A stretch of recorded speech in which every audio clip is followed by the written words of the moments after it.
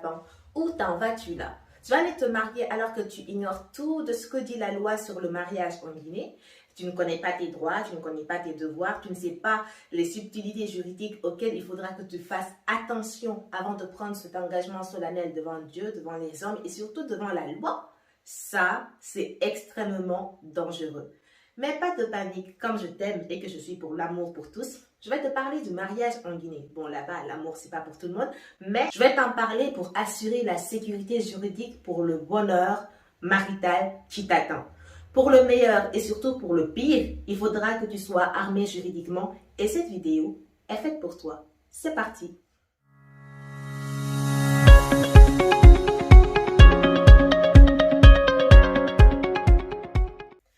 Le mariage est défini par l'article 240 du Code civil guinéen comme étant un acte public et solennel par lequel un homme et une femme établissent entre eux une union durable et légale dont les conditions de formation, les effets et la dissolution sont déterminés par le présent code. Cette définition a plusieurs implications, mais nous allons nous intéresser seulement à deux d'entre elles. La première implication de cette définition, c'est qu'en Guinée, deux personnes de même sexe ne peuvent pas prétendre au mariage. Seul un homme et une femme, donc deux personnes de sexe différent, peuvent se marier. Ensuite, deuxièmement, ce qui est dit, c'est que en Guinée, pour que votre union soit considérée comme légale, pour qu'on vous considère marié aux yeux de la loi, il faudra respecter les conditions qui ont été fixées par le Code civil. Cela étant clair et compris, nous allons nous poser maintenant un certain nombre de questions qui très souvent ne sont pas posées lorsque nous venons nous marier ou dont les réponses sont sommairement comprises par le profane. Pour se marier, il faut respecter un certain nombre de conditions. C'est la première question. Quelles sont les conditions du mariage? Ensuite, après avoir répondu à cette première interrogation, il faudra nous interroger sur le processus de mariage. Dans l'inconscient collectif, nous avons tous une idée de comment ça se passe. Il faut aller à la mairie, le maire va poser un certain nombre de questions et on va se dire oui pour le meilleur et pour le pire. Mais ça, c'est ce que tout le monde sait. Ce que tout le monde ne sait pas, c'est qu'il y a toute une formalité à suivre pour pouvoir se marier à la mairie. Donc, nous allons nous poser la question du comment et pour y répondre, nous allons nous intéresser aux formalités du mariage. Une fois que cette question de formalité est répondue, ça veut dire que nous sommes mariés. Et ici, nous sommes mariés, il faudra prouver qu'on est mariés. La bague au doigt ne suffit pas pour prouver qu'on est marié au sens juridique du terme. C'est pourquoi nous allons spécifiquement nous pencher sur cette question de la preuve qui se constituera donc notre troisième question. Et enfin, après s'être marié, il y a des droits et des obligations, il y a des effets. Le contrat de mariage a des effets et donc quels sont ces effets, notamment entre les époux qui auront des droits et des obligations. Nous allons y répondre et nous allons clôturer donc notre série de 4 vidéos avec cette dernière question.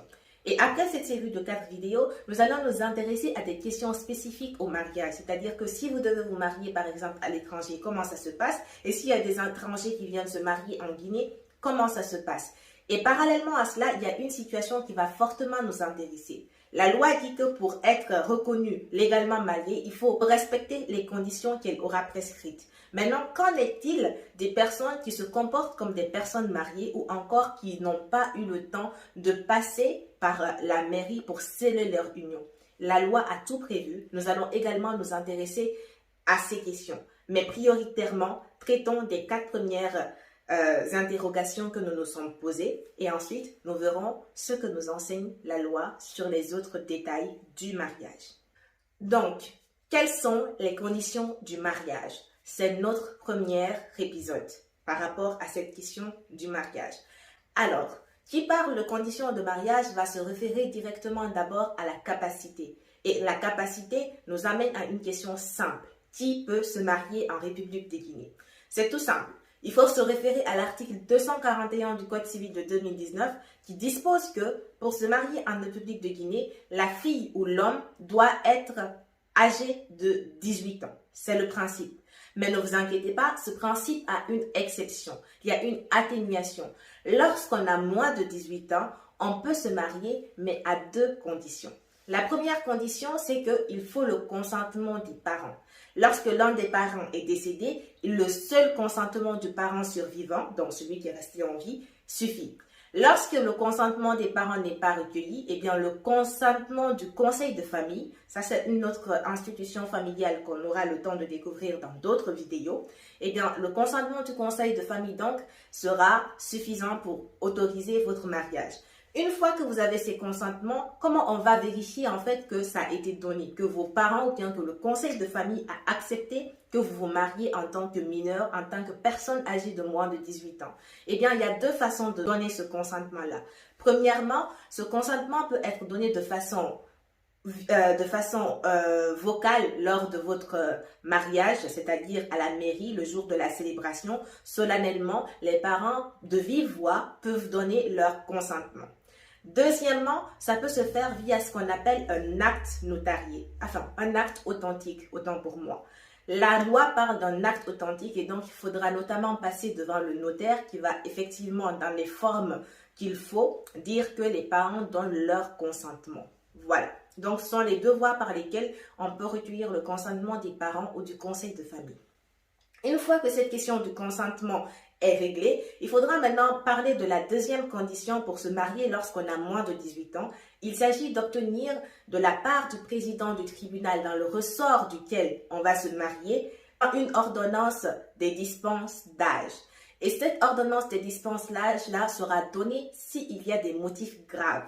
Et après, avis du procureur de la République. De façon très très simple, ça veut dire que par exemple, si vous êtes mineur et que vous souhaitez vous marier et que votre mariage sera célébré à la mairie de Dixine, eh bien c'est le président du tribunal de Dixine qui va vous donner une ordonnance des dispenses d'âge. Mais pour qu'on vous donne cette ordonnance des dispenses d'âge-là, il vous faudra présenter des motifs graves. Et aussi, le président du tribunal va demander l'avis du procureur de la République. Maintenant, quels peuvent être ces motifs graves?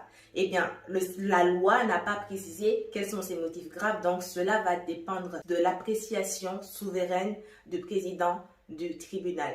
Maintenant, certainement, vous vous inquiétez de mais comment je vais savoir que c'est tel tribunal et non pas tel autre tribunal qui va décider pour moi? Eh bien, c'est très simple. Il faudra vous interroger, il faudra interroger un de vos amis juristes ou bien un avocat ou en tout cas un homme de droit qui va vous expliquer un peu la compétence territoriale des tribunaux, bien sûr sans rentrer dans les détails, ou en tout cas qui va vous orienter vers le tribunal qui correspond à votre situation, tel que dit par le texte de l'article 241 du Code civil.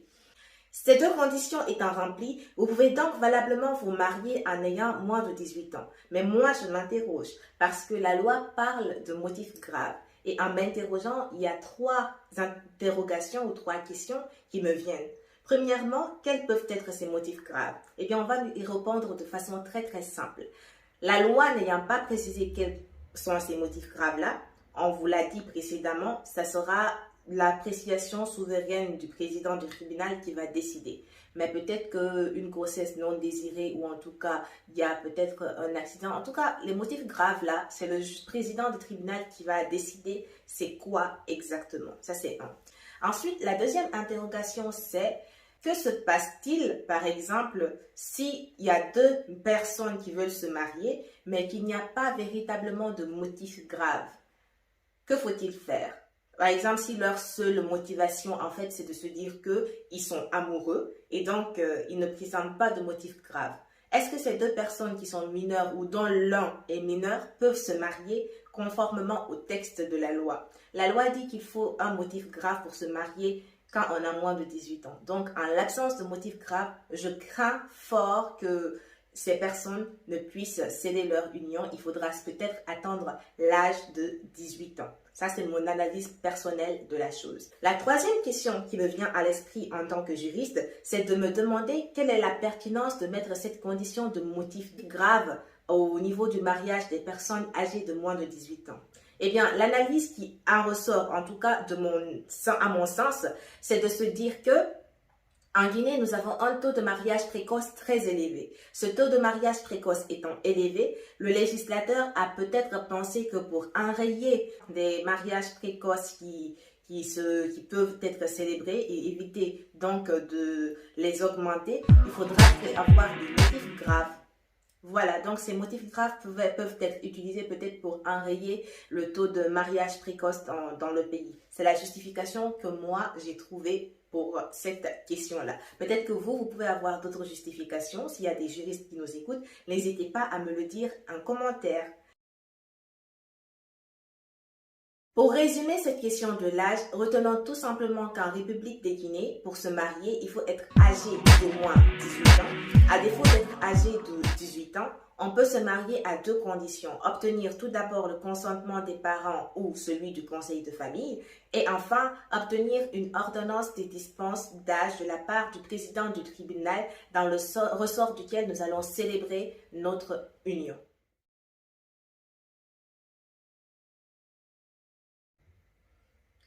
Cela étant dit, nous allons passer à un cas particulier pour le mariage. C'est notamment le cas du remariage. Parfois, il arrive que les gens veuillent se remarier, mais on ne se remarie pas n'importe comment. Il faut respecter la loi, il faut respecter les textes de loi pour éviter des complications juridiques dans notre vie.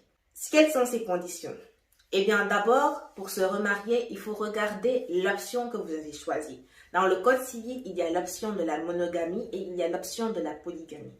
Lorsque vous avez choisi la monogamie, eh bien, vous ne pouvez pas vous remarier tant que vous n'avez pas dissous votre première union, c'est-à-dire l'union pour laquelle vous avez choisi l'option de la monogamie. Et donc, vous allez devoir attendre de divorcer ou encore que la personne soit décédée ou en tout cas, quel que soit le motif de dissolution de votre union, il faudra attendre que cette union-là soit dissoute pour prétendre à vous marier lorsque vous avez choisi le régime de la monogamie. Maintenant, lorsque vous avez choisi le régime de la polygamie, sachez que la polygamie n'est autorisée que pour les hommes. Donc, les femmes ne peuvent pas avoir d'option pour la polygamie. La polygamie est autorisée uniquement pour les hommes. Donc, cette option de la polygamie-là est très réglementée. C'est-à-dire que lorsque vous allez décider de vous remarier parce que vous avez choisi l'option de la polygamie, eh bien, vous allez vous remarier dans la limite du nombre de remariages autorisés par votre option. Je m'explique. Ça veut tout simplement dire que si à la célébration de votre première union, vous avez choisi la polygamie dans la limite de 3 femmes, eh bien, à partir du moment où vous aurez 3 femmes, vous ne pouvez plus vous remarier. Il faudra encore attendre la dissolution de l'une des unions pour prétendre à un remariage. Vous ne pouvez pas excéder ou dépasser le nombre de remariages prévus par votre option à la polygamie. Ainsi, pour cette question du remariage, il faudra respecter ces différentes conditions. Et pour en être sûr, pour savoir où vous référer dans le cadre de vos recherches dans le Code civil, je vous cite l'article 245 du Code civil. Donc, cela étant clair, on va parler du remariage de la femme. Quel que soit le régime choisi par cette femme-là, que ce soit la monogamie ou la polygamie, il faudra attendre que son union soit dissoute. Une fois que son union sera dissoute, eh bien, à partir de là, cette femme-là pourra se remarier. Mais pour se remarier, l'article 336 du Code civil dispose qu'elle doit respecter un délai de viduité de 130 jours. Cela signifie tout simplement que, après la dissolution de votre mariage, vous ne pouvez pas contracter une nouvelle union sans avoir passé 130 jours seul, célibataire, en tout cas pas légalement marié. C'est au-delà de ce délai de 130 jours que vous pouvez penser à vous remarier légalement. Mais il y a certaines conditions ou certaines situations qui peuvent permettre de ne pas avoir à respecter ce délai de 130 jours. Quelles sont-elles? Eh bien, elles sont énumérées à travers l'article 312 du Code civil et l'article 313 du Code civil. L'article 312 du Code civil dispose que lorsque la vie commune d'un couple a été rompue depuis plus de 6 ans et que le divorce a été prononcé par ce motif-là, la femme n'aura pas à respecter ce délai de viduité de 130 jours. Ensuite, il y a l'article 313 qui dispose également que lorsque la vie commune a été rompue en raison d'une altération des facultés mentales du mari, puisqu'on parle de la femme cette fois-ci, depuis 6 ans, et que selon les prévisions, il est impossible pour ce mari de recouvrer ses esprits, la femme, dans cette situation, n'aura pas à respecter le délai de viduité de 130 jours.